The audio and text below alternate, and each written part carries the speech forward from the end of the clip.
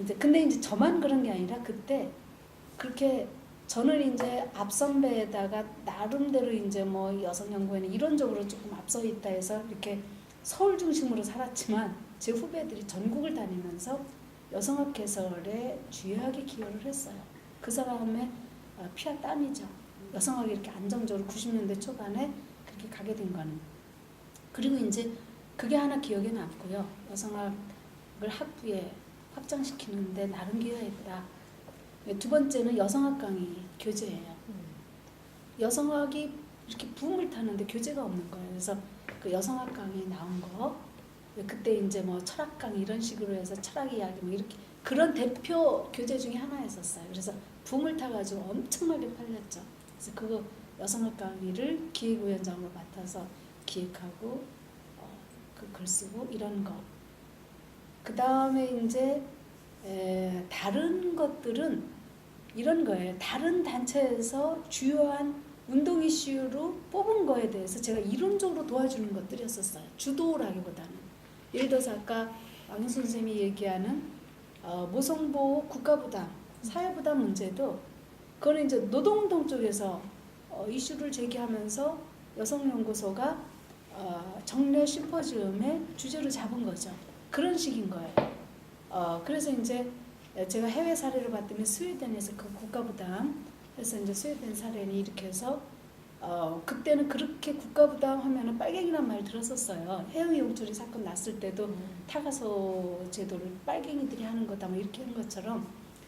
근데 이제 그건 그래야 된다고 생각을 했어서 그 노동운동 쪽에 오히려 영향을 받아서 그쪽에 의견을 담아가지고 제가 논을 조금 더 저기 해서 뭐 실태 파악해서 한 거.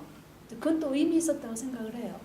그리고 이제 그거 그리고 또 하나 찍자면은 95년 북경대회 이후로 98년 이렇게 되니까 이제 성주리화에 대해서 이제 도입하기 시작했어요.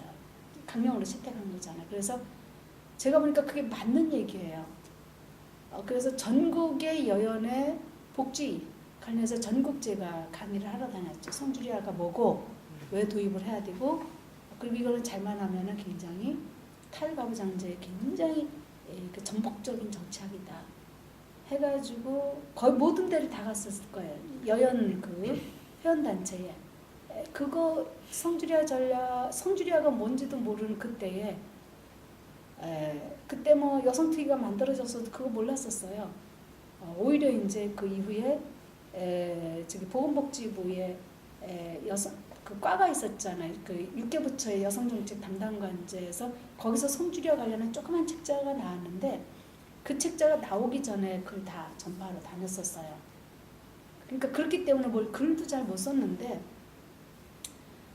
그거 그래서 성주리화 전략을 펼치면서 그때는 용어가 성별 영향 분석 평가, 성인지 예산 이런 식의 용어가 아니었었어요. 뭐 양성평등 예산, 그 다음에 정책을 성인지 젠더 관점으로 본다 이런 식으로 얘기를 했지 성별 영향 분석 평가, 성인지 예산, 성인지 통계 이런 식의 용어가 만들어지지 않았을 때 이제 그거에 이렇게 기반을 구축했다랄까. 그래서 운동에 먼저 갔고 지금도 잊혀지지 않는 게 2001년 1월 29일 날 여성부가 출범하면서 한명섭 초대장관이 일성으로 성주리화 전략으로 여성가족부 정책을 여성부 추진하겠다 그랬을 때 여성부 직원들이 그 단어 아무도 몰랐었어요. 그때 한명섭 선생님도 그 얘기 했었어요. 그때 운동권은 알고 있었지. 이제 운동권이 여성 정책을 견인해내던 그 시기 얘기예요. 저는